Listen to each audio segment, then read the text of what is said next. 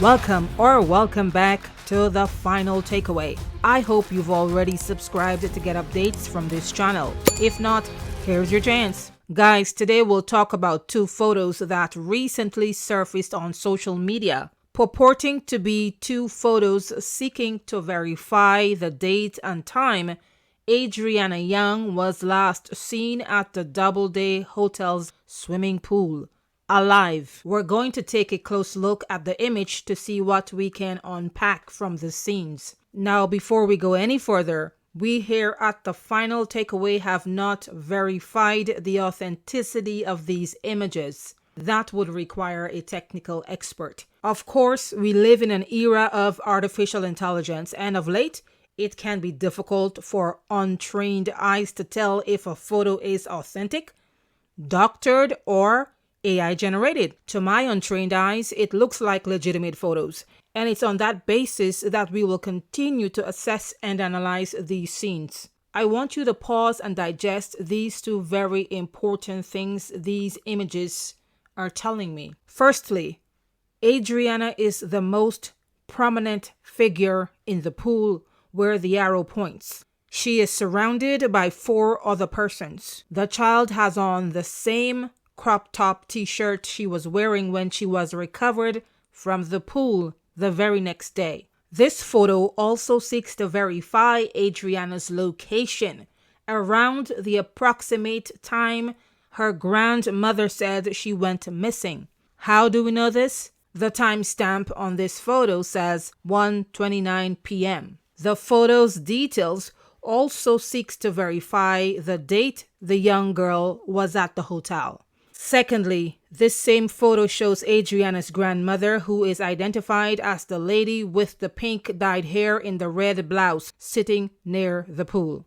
The timestamp on the photo also correlates with the grandmother's statements about when she last saw Adrianna. And if these photos are true and factual, they help to support Adrianna's grandmother, whom some people have spent a great deal of time targeting and accusing of negligence and other manner of evils. And they've done this without any tangible evidence, so we won't give these unfounded accusations any legs.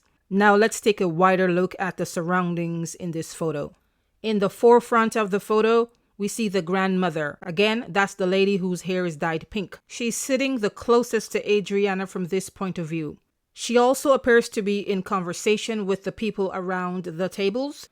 Here we see 5 adults and a small figure that appears to be a child sitting in the midst. At the top far left, there's what looks like a male sitting at a table and interacting with a female. Nearby in the backdrop is the poolside bar. It looks like a male and someone else are in that location. So the point is, at this time of the day, Adrianna was not alone. There are many people around the pool, but the thing that captures people's attention the most is the figure of what appears to be a male standing at the top far right beside the pool. He's also facing the children swimming in the pool. Upon closer scrutiny, he seems to have a cell phone in his hand. Persons have identified the guy as the hotel owner's son, bhojnarinebhola, allegedly. Of course, speculations ran wild as to what he was doing on his phone nearby the pool.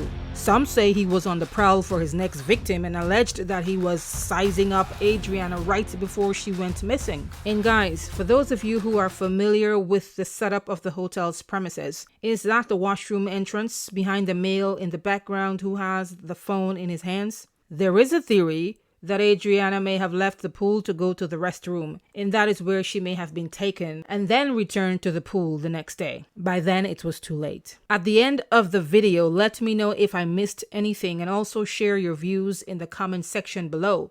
We're going to move on and take a look at the second photo. It's pretty much similar, except we can now see what looks like an infant napping to the bottom right corner. There's also another male in a white sleeveless shirt to the bottom right. Now, from an investigative standpoint, if this photo is tendered in evidence as an authentic photo, then a good investigator would have to treat all the adults around the pool at the time as a suspect. not only the man in the photo to the top far right, and that could include evidence of other adults not seen in these particular two photos. That way, the investigators can do what's called a process of elimination.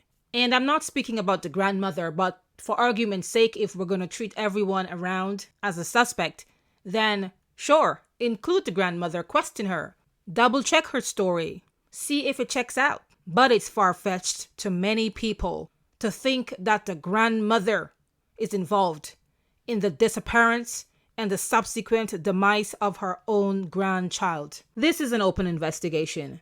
The police have been tight-lipped on the status of it, but hopefully soon they will release a proper and thorough statement to the family and the public.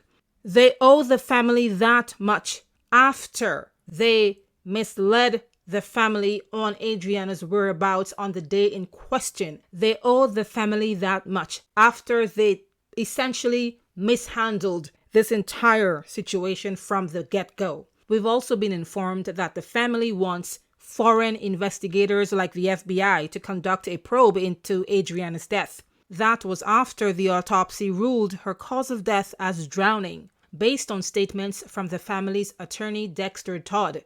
Adrianna's family has not ruled out the idea of a second autopsy or a second re-examination of the body for a second opinion.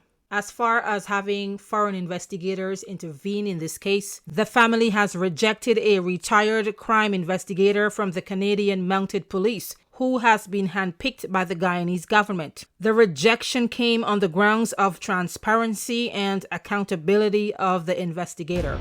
Remember to turn on YouTube notifications to stay up to date. Thank you for your support and thanks for watching. Stay safe.